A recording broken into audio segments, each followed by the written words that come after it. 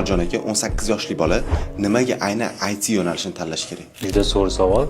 Men institutga topshirayotgan paytimda mana ijtimoiy sohaga topshirganman-da, siyosatchilik, sharqshunoslik. Shu paytda informatikaga topshirayotgan abituriyentlar bor edi. Biz bilan Toshkentda bitta kvartirada turardi. Informatikada ham o'qiydimi deb o'zimcha o'ylaganman-da. Endi hozir IT ni tanlaganimdan Allohga beadad shukr, shunaqangi xursandman. Nima uchun qarang. Sababi atrofimizdagi biznesdagi hamma narsa IT hozir. Hamma narsa. Mana sun'iy intellekt keldimi? Undan keyin yana ham rivojlandi-da.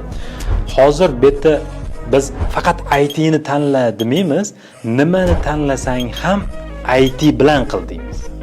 Farqi yo'q, u farmatsevtikami, qishloq xo'jaligimi, qaysi sohasini tanlashdan qat'iy nazar parallel IT ni qilish kerak, IT bilan qilish kerak. Shunda u bum bo'ladi, shunda rivojlanadi, shunda masshtablashtira oladi-da. Masala shu yerda. Shuning uchun ham fundamental bilimlar kerak bo'ladi. Endi biz hozir hammaga IT ni tanla deyishimiz ham noto'g'ri-da.